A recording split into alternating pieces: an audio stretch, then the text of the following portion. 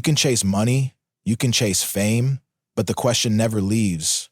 Who are you without it? Spoiler alert. Your I'm fine is killing your relationship. Proverbs 18:13 wasn't a suggestion. Cutting the healthy relationship fluff. Ever catch Joanne Davila's TED Talk? She's the researcher who boldly states, most people have no idea how to build healthy relationships. We just know what they look like. But here's what she didn't say. God designed relationships to be hard. Why? Because intimacy without God is just codependent ghosting with better lighting. Davila's research echoes what scripture declared 3,000 years ago. Whoever rushes into promises lacks sense. Proverbs 29:20. Translation, last-minute premarital counseling, too late. God's not your cosmic relationship app. He's the architect and you're ignoring the blueprints. The reality check, you're fine, is a lie, and God knows it. Davila's number one skill? Insight. Knowing yourself so well, you don't blame your partner for your work stress. But scripture takes it up a notch. Examine yourselves to see whether you are in the faith. 2 Corinthians 13:5. That I'm fine when your partner asks about the birthday gift. Not peace. It's spiritual gaslighting. If you want that necklace, say it. Don't turn your heart into a scavenger hunt. Pro tip, my journal asks, what am I really mad about today? Page 11 wasn't about the gift, was about feeling unseen since Tuesday. Brutal, but healing. Here's the deeper truth. Mutuality equals two souls, one sacred unity. Mutuality isn't about losing yourself or completing each other. It's about two whole people choosing to build something greater together under God's design. Instead of two halves make a whole, think two souls, one sacred unity. You're not searching for someone to fill your gaps. You're bringing your fullness to the table, fusing strengths, vulnerabilities, and purpose into a relationship that reflects God's intention for partnership.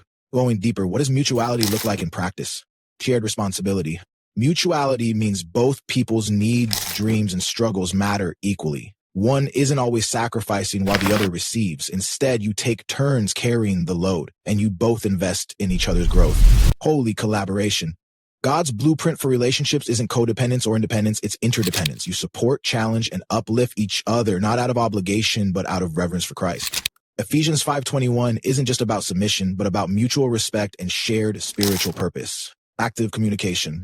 You don't expect your partner to read your mind or anticipate every need. You voice your desires and listen to theirs, not to keep score, but to nurture a safe space where both are seen and heard. Sacred synergy.